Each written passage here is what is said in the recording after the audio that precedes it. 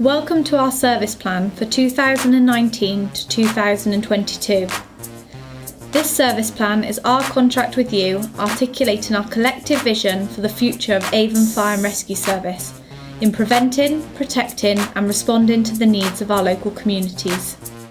This service plan will combine the current integrated risk management plan and our corporate plan into one integrated plan that will set the strategic direction for the service for the next 3 years.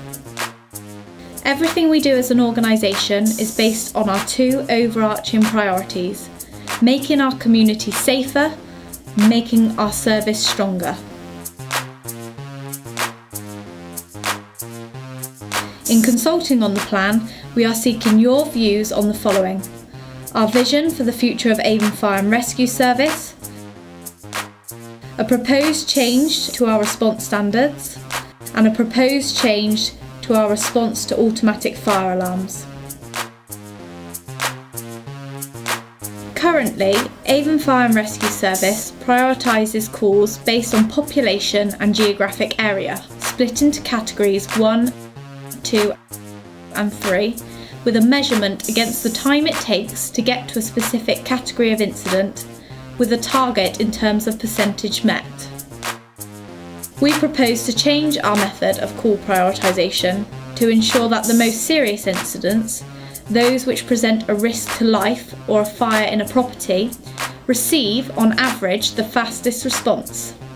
Where necessary, our assets will be diverted from lower priority incidents to higher priority incidents, similar to the approach already taken by the ambulance service. We propose to introduce 3 categories of incident to guide our initial response to emergencies and ensure that our resources are best matched to risk, and change the way we measure this to an average response time.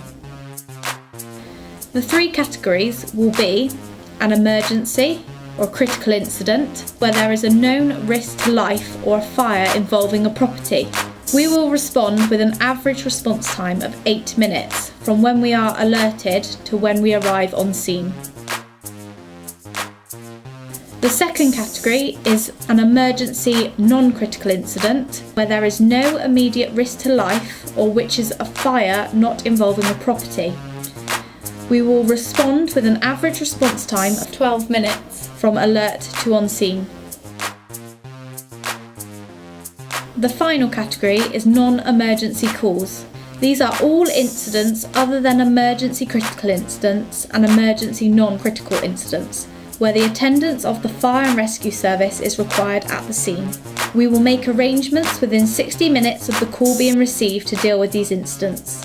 This may include provision of advice over the telephone or by the attendance of a specialist officer for expert advice to determine if additional fire and rescue service intervention is required. An automatic fire alarm, or AFA, is a fire detection and alarm system which provides a reliable means of signalling an alarm to the occupants of a property, providing them with an early warning so in the event of a fire people can escape to safety. Although we are not legally required to attend potential incidents just because a fire alarm system has sent an alert, we will currently respond to AFAs we are alerted to unless you call us to confirm it's a false alarm. Based on the 6 financial years between 2012 and 2017, 51% of all calls that our service received were due to a false alarm. When taking into account the current response that we send to AFAs, this has placed a requirement on our service to attend approximately 4,131 calls each year, which equates to 37% of all incidents that we have attended. This has a massive impact on the fire and rescue service, and when those appliances are responding to alarms, they're not available for other incidents that occur. That stretches our resources for what is unnecessary movements and puts pressures on the service. Also, those alarm calls disrupt massively our risk reduction activities, home fire safety visits or a community engagement event with vulnerable people when we have to get called away to a false alarm. We as a service have to train constantly to ensure that we make sure our firefighters are safe and they are up to date with all their procedures, policies and equipment. During any training event, we also are interrupted by false alarms, which again has a massive knock-on effect to us and the competency of our staff. The impact of false alarms on the community can also be quite challenging. If as a fire and rescue service we are responding to a large number of false alarms, that reduces our capacity to be able to deal with emergencies that come in, whether that be road traffic collisions, other house fires, other building fires.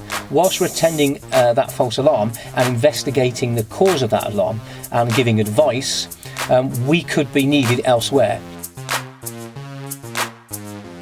We are therefore proposing to respond to AFAs that are received from sleeping risk and high risk properties only, in line with our rating process.